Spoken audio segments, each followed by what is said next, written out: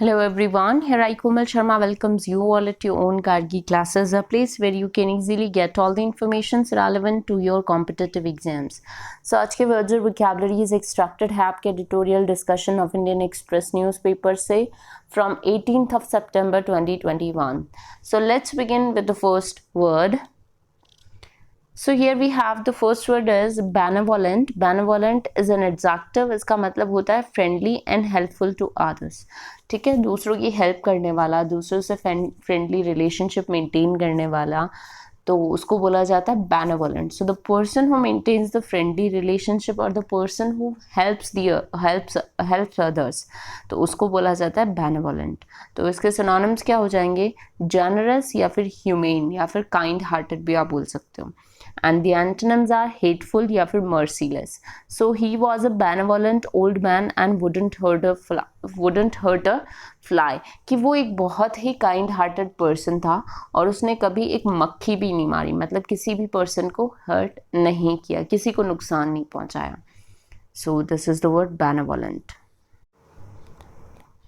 Next word is inadvertently is an adverb और इसका मतलब होता है in a way that is not intentional. कोई भी चीज़ जो हम intentionally या जान के नहीं करते हैं, अनजाने में हुई गलती को या अनजाने में हुई टास्क को क्या बोला जाता है? inadvertently. तो इसके synonyms क्या हो जाएंगे? heedlessly या फिर recklessly. And the antonyms are carefully या फिर orderly. So I inadvertently ended up on the wrong street. कि मैं गलती से unintentionally, heedlessly, carelessly गलत street में आगे बढ़ चुका हूँ. So this is the word inadvertently. Next word is cognizant. Cognizant is an adjective. इसका मतलब होता है understanding or realizing something. किसी चीज़ को understand करना या realize करना is what we call cognizant. So conscious या फिर observant हम इसके लिए synonyms use करेंगे. Antonyms are ignorant या फिर unmindful. So we should be cognizant of the fact that every complaint is not a justified complaint. कि हमें इस चीज़ को समझना चाहिए. We should understand this thing कि हर एक complaint justified complaint नहीं होती है. Next word is untangle. Untangle is a verb. Untangle का मतलब होता है to separate threads which have become tied together in a confused way.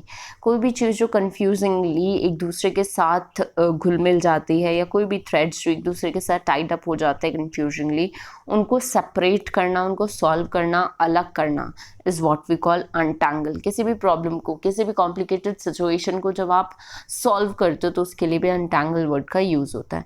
तो इसके synonyms क्या हो जाएंगे? explain या फिर solve. And the antonyms are tangle या फिर twist. So the wires got mixed up and it took me ages to untangle them.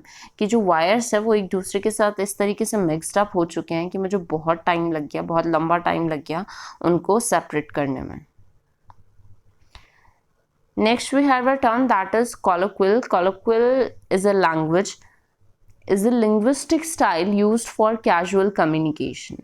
It is the most common functional style of speech, the idiom normally employed in conversation and other informal context.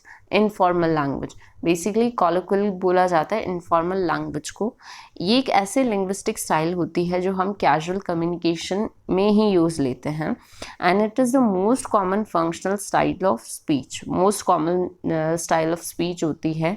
And the idiom normally employed in conversation other informal context. तो colloquial का मतलब क्या हो गया? Informal language which we use in our daily और casual communication.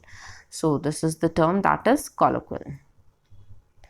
Next word is rattle. Rattle is a verb. Rattle का मतलब होता है to make a noise like hard things hitting each other or to shake something so that it makes this noise. कोई भी harsh चीज़ जो harsh surface से अगर टकराती है, बार बार टकराती है, तो उससे जो noise create होती है तो उसको rattle बोला जाता है. आप इसको disturb के तौर पे भी ले सकते हैं. ठीक है.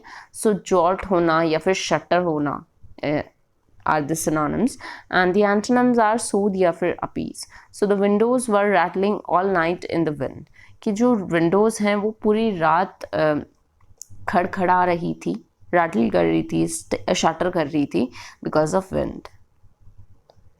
Next word is tiff. Tiff is a noun. Tiff का मतलब होता है स्लाइट आर्ग्यूमेंट बिटवीन फ्रेंड्स और लवर्स. फ्रेंड्स और लवर्स के बीच में जो स्लाइट आर्ग्यूमेंट होता है उसको टिफ बोला जाता है. सो कॉरल या स्पैट हम इसके लिए सिनोनिम्स यूज करेंगे.